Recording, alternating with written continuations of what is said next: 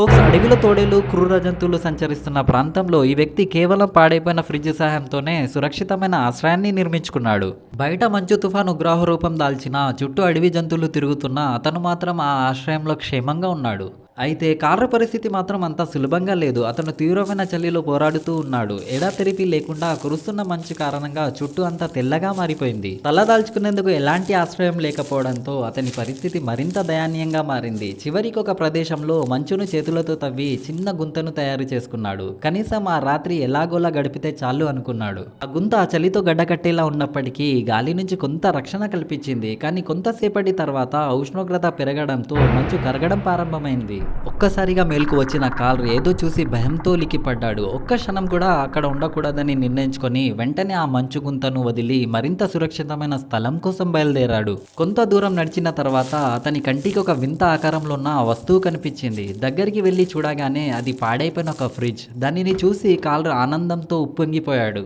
ఆ ఫ్రిడ్జ్ అతనికి సాధారణ వస్తువులా కాకుండా ప్రాణాలు కాపాడే చివరి అవకాశంలా కనిపించింది. వెంటనే కొత్త ఉత్సాహంతో దానిని తోసుకుంటూ తనకు తెలిసిన పాత నివాస స్థలానికి చేరుకున్నాడు. అక్కడికి వెళ్లి చూడగానే గతంలో తాను ఉపయోగించిన ఆశ్రయం మట్టి చెత్తతో పూర్తిగా నిండిపోయి ఉంది. ఇష్టం లేకపోయినా దానిని శుభ్రం చేయక తప్పదని అతను గ్రహించాడు. లేకపోతే ఆ రాత్రి ఫ్రిడ్జ్లోనే గడపాల్సి వచ్చేది.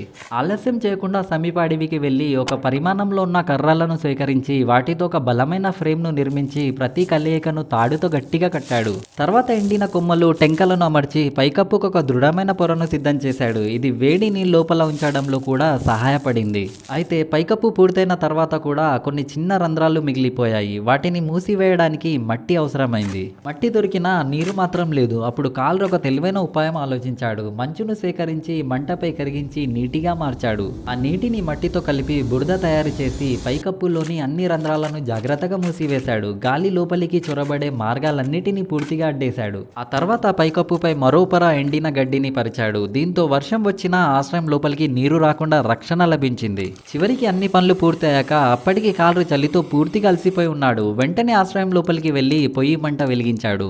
ఫోక్స్ ఇలా కార్ల్ తన చిన్న మంచాన్ని కూడా సిద్ధం చేసుకున్నాడు. కొద్దిసేపటికే మధ్యాహ్న భోజన సమయం అయింది. ఒక బర్గర్ను అల్యూమినియం ఫాయిల్లో చుట్టి వేడిగా ఉండేందుకు ర్యాక్పై ఉంచాడు. అయితే పనిలో పూర్తిగా మునిగిపోవడంతో సమయాన్ని గమనించలేదు. దాంతో బర్గర్ అంచులు కొద్దిగా కాలిపోయాయి. అయినా అతను ఏమాత్రం పట్టించుకోకుండా తినడం ప్రారంభించాడు. ఒక్క ముక్క తినగానే దాని సువాసన గది మొత్తం వ్యాపించింది. కడుపు నిండా భోజనం చేసిన తర్వాత అతనికి మళ్ళీ కొత్త ఉత్సాహం వచ్చినట్లుగా అనిపించింది.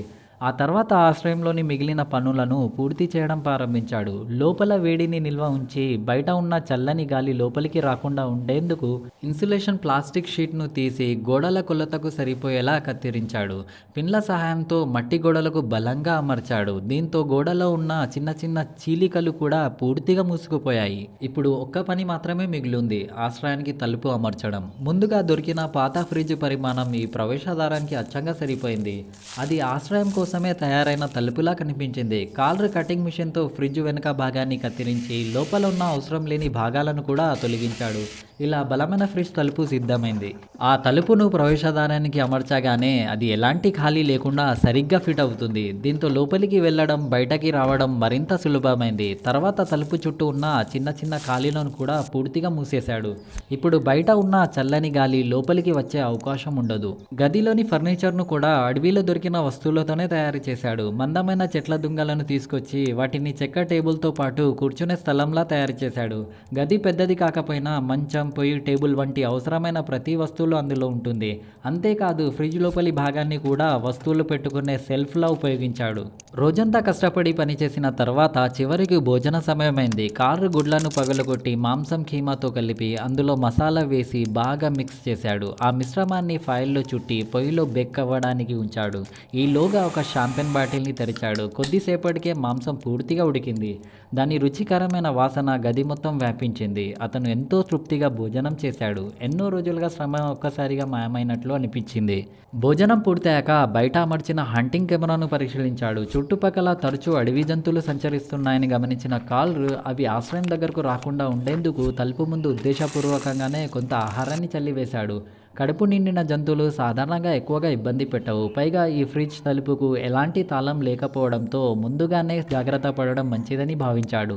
రాత్రి కావడంతో అడవి మొత్తం చీకట్లో మునిగిపోయింది. కాల్రు కిరోసిన్ లాంతర్ను వెలిగించి బయట ఎలాంటి ప్రమాదం లేదని నిర్ధారించుకున్న తర్వాత మళ్ళీ లోపలికి వచ్చి రాత్రి భోజనం తయారు చేయడం ప్రారంభించాడు. అడవి మధ్యలో వంట చేయడం అతనికి ఎంతో ఇష్టం. ఖరీదైన వంట సామాగ్రి లేకపోయినా అందుబాటులో ఉన్న వాటితోనే రుచికరమైన భోజనం సిద్ధం చేశాడు. చికెన్, ఉల్లిపాయలు, మాంసం ర్యాక్పై గ్రిల్ చేశాడు. బయట భాగం కొద్దిగా కాలిపోయినా ఎంతో ఆనందంగా తిన్నాడు. కడుపు నిండా భోజనం చేసిన తర్వాత రోజంతా చేసిన కష్టాన్ని మరిచి మంచంపై విశ్రాంతి తీసుకున్నాడు. బయట చల్లని గాలి ఎంత బలంగా వీచినా, అడవి జంతువులు ఎంత తిరిగినా ఆశ్రయం లోపల మాత్రం వెచ్చగా సురక్షితంగా ఉంది. ముఖ్యంగా ఫ్రిడ్జ్తో తయారు చేసిన ఈ తలుపు కారణంగా అతను ఎలాంటి భయం లేకుండా ప్రశాంతంగా నిద్రపోయాడు. వావ్! Like and subscribe.